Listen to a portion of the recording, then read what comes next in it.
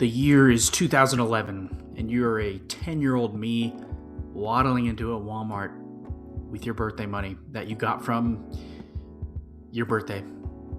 You came there with a mission, and that mission was to get the game you have been waiting for months. And months have passed, and you kept waiting for your birthday so you could get the greatest LEGO game known to man.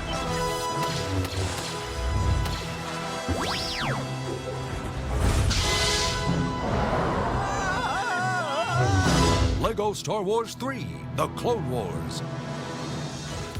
LEGO Star Wars 3. Yeah, I said it. It's the greatest LEGO game known to man. I'll go as far as even saying it's better than everybody's go-to, The Complete Saga. If you want to hear me out, and not automatically dislike the video, let me tell you why LEGO Star Wars 3 is so awesome. I'm Sam, and I hope you take the time to hit the subscribe button. Emperor Palpatine was a little-known senator from Naboo, small planet. He finances terrorists to attack the planet. LEGO Star Wars 3 was announced in February of 2010. Finally, a new LEGO Star Wars game slated to come out in 2011. This was great news because it had been around 3 years since Star Wars The Complete Saga came out. And by the time this game was announced, people were pretty hyped. Let me tell you about how absolutely excited I was for this game. I would spend so much time rewatching the developers talk about the massive game battle modes, everything that was announced, all the behind the scenes videos. I didn't get the game right when it came out. I had plenty of time to watch all these videos into anticipation for when I would be able to get a hold of it. But goodness, just the pre-release amount of stuff that was coming out, I was so hooked. And I'm still hooked to this day. Let me tell you about the source material for this game. It had to be just the best ever. The original Complete Saga was based off of the first 6 movies. That's great, that's awesome. But this one's based off of the Clone Wars. It was based off of the first 2 seasons of just one of the best TV shows ever, which is the subtitle for this whole game, LEGO Star Wars 3, The Clone Wars. Let me tell you about how golden that source material is for this game. So many classic episodes rebuilt into a playable LEGO game. Sign me the heck up. Now, I will admit, I'm more of a fan of the later seasons of the Clone Wars, but at 10 years old, I was absolutely obsessed. I remember whenever the first movie came out, when I was I think I was around 7 or 8. But goodness, I was hooked. I was hooked again. I keep on getting hooked. I was obsessed with the Clone Wars, and you can't say no to the little guy when it comes to getting this game.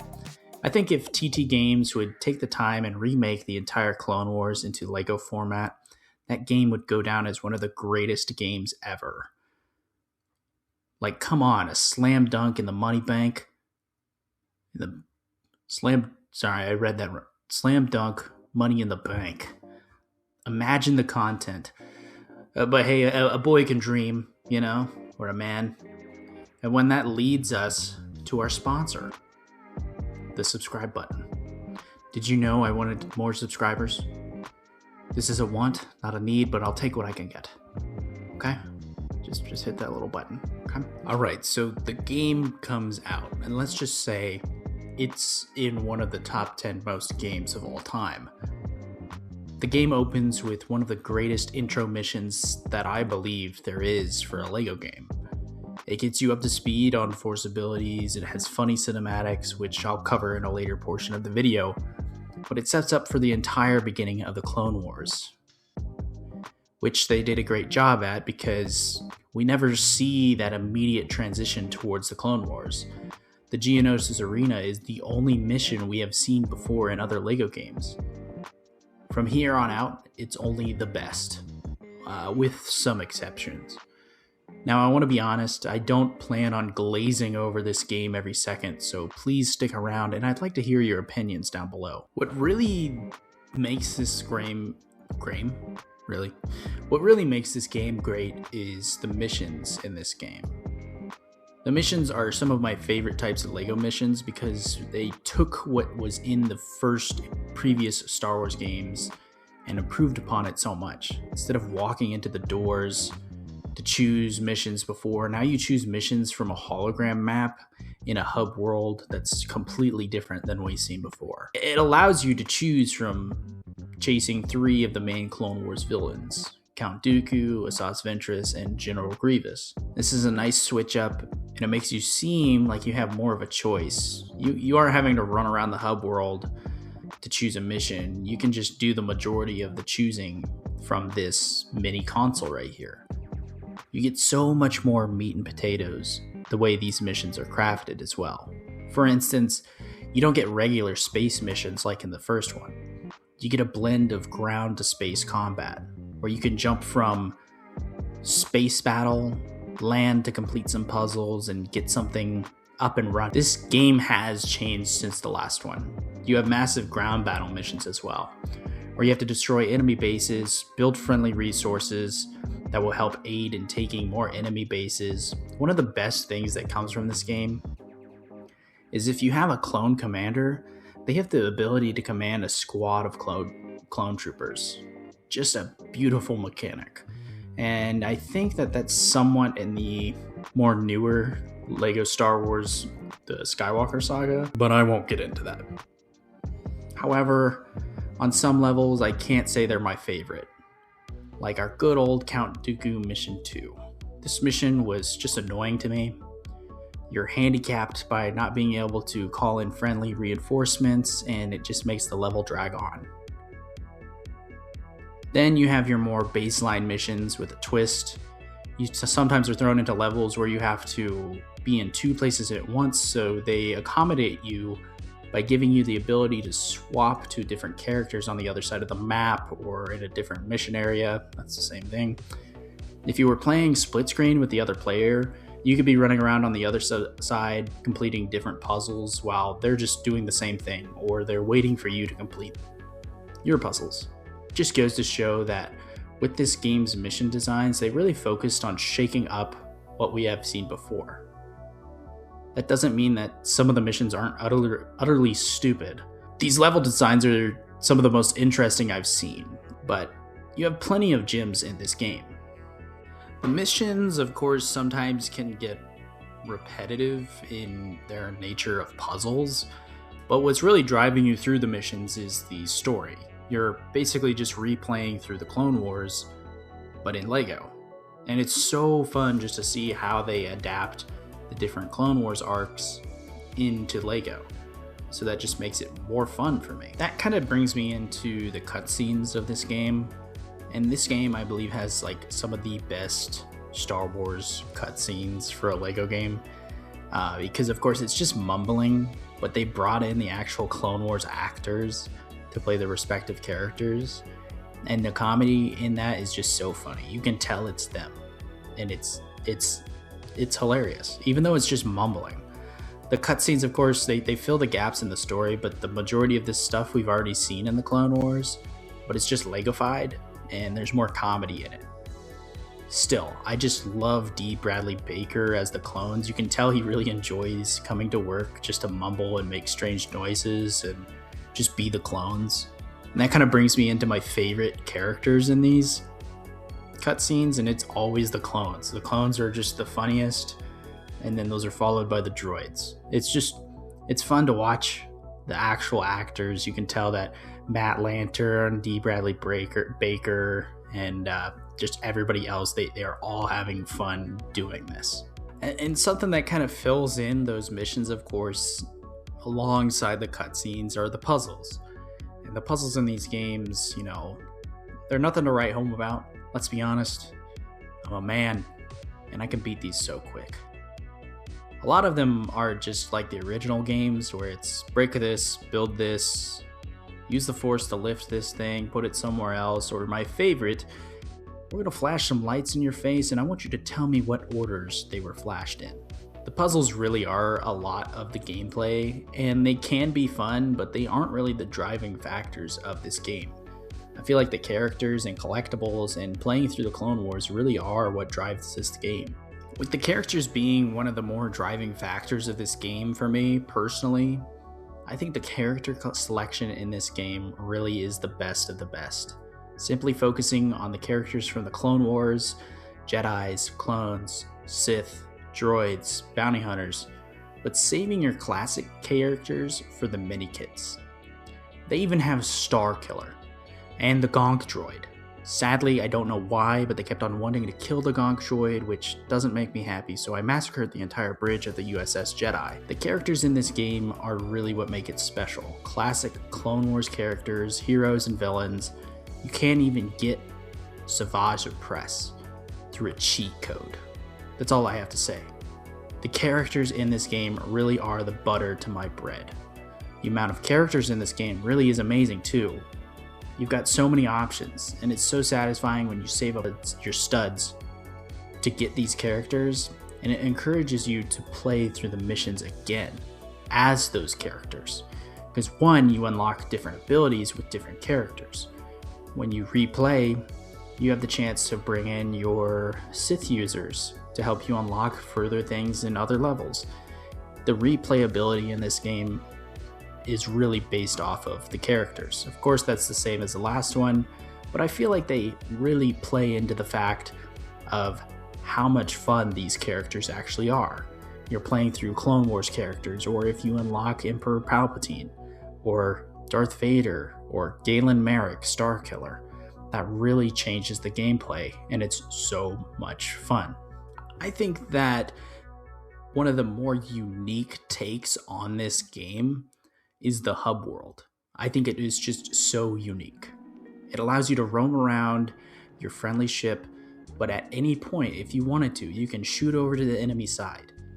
What makes this perfect is that unlocking all the different areas of the friendly and enemy ship really gives you something to strive for. One, on the villain side, you have all the different bounty hunter missions and the time trials, which adds to a challenge of the game that takes you back through the recently played missions to look over for targets around the map. The amount of choices this game gives you and the rewards you get for exploring is what I think modern games pass up on. Playing through and discovering all of this as a kid is really what made this game a blast. Because when I found the extra side missions on the villain side, I was so excited to finally play as the villains in the Star Wars Lego game. Of course, you can go back through and play through the old levels as a villain, but in these missions, you're actually playing the villain. Everybody's against you, who is the heroes. It's just such a really cool take on just separate bounty hunter missions. Sadly, there's only 2. I wish they made more, but I'll take what I could get. And that kind of leads me into combat. The animations in this game are a real improvement from the last ones. You get more cool spins and all the better combat, which leads to awesome combat animations, which leads to making you watch this again. So basically, in the end, they knock out all of the people that backed them, which always happens. Nazi Germany, Soviet Russia, Maoist China, learn from history. Then in episode, so he uses that to build up the power of the Empire. That kind of leads me into the other game modes. The other game modes, you have 2-player versus arcade mode, you have ground battles.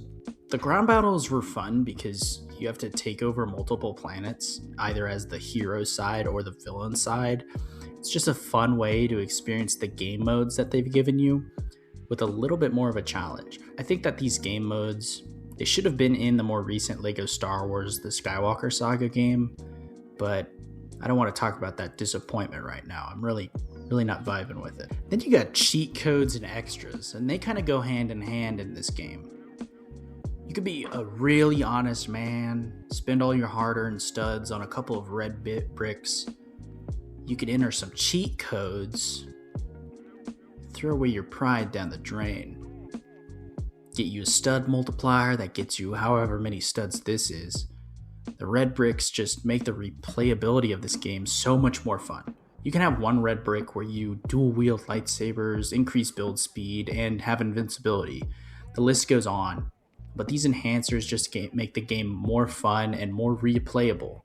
Of course, these are in the other games, but honestly, it's just It's a good quality of life in games to have cheat codes. Alright, now is the time in the video where I'm a complete negative Nancy about this game I've been just loving on for the past couple minutes. When you play ground battles and you get enough studs to buy something, it takes away from your true Jedi meter. I hate that. I know it has to happen, but it sucks. I would spend time gathering studs and destroying a bunch of different bricks, getting as much as I need to get my true Jedi meter up. But then as soon as I spend that on something, that goes away. I wish that the true Jedi meter would stay there at least through these missions. I know if you die, you have to go back, but at least whenever you buy something with your studs, this is a mechanic that we have never seen in a Lego Star Wars game, where you buy with your studs in mission. So you get 5,000 studs, you go, you spend it on a cannon. Okay, that cannon takes away from your true Jedi meter. That's the only thing. I guess it adds to the replayability of, hey, I gotta come back and maybe when I'm getting the mini kits, I throw on a stud multiplier and I'm able to get true Jedi that way. But still, it's just one of my pet peeves. Another thing is, this game is old. You know, they haven't released a remastered yet. And you know what old games mean? It means that they don't work right on modern devices. I had recorded an hour worth of footage, and it all got wiped because a real-life dog came by and ripped out my headphones. And for some reason, this called for the game and my PC to stop working. It crashed my PC. I lost 4 missions worth of footage, and it made me want to cry. That's where I turned everything off, and I was like, all right, we're done for the night. Also, some glitch happened where I was trying to switch to Anakin, and Anakin was supposed to be in a starfighter, but for some reason, he despawned his fighter and started falling from the sky. Just multiple times, just kept on respawning, respawn, die from the sky. And these issues just make me upset a little bit. Like, I still play the game, but I had to completely leave that level and I didn't go back. I know it crashed another time, but I decided to swap to my Xbox for the remaining footage rather than my PC. That kind of brings me to the end of a somewhat organized but unorganized rant about a kid's game. And my call for you guys is to just play this game. I've got so many hours in it, and it's still one of my most favorite games. Like I said, top 10 of all time, you know what I mean? And one thing I love about this game is whenever I show it to another generation. I let my mom borrow my Xbox 360 so my nephew and niece could have some games to play while they're at her house. I let them use one of the best games I know, GTA 5. Grand Theft Auto 5, coming September 17th, rated M for mature. Just kidding, Lego Star Wars 3 Lego Edition. It was so much fun to have my mom call me while I'm at work just to say that her and my niece were stuck on the first level. Getting to experience what it was like playing that level as a kid again is what it felt like. Explaining that they had to beat up the beast and pull his arms down made me happy, and it gave me a reason to say that I think that this is why Lego Star Wars 3 is so awesome. Subscribe for more videos, and I hope you guys have a good one. I'd like to shout out to Actman for kind of the inspiration for the video title, as well as just giving me the inspiration for making a video like this. But one of my favorites is why Doom is so awesome. I hope you guys enjoyed the video. Thank you so much for watching.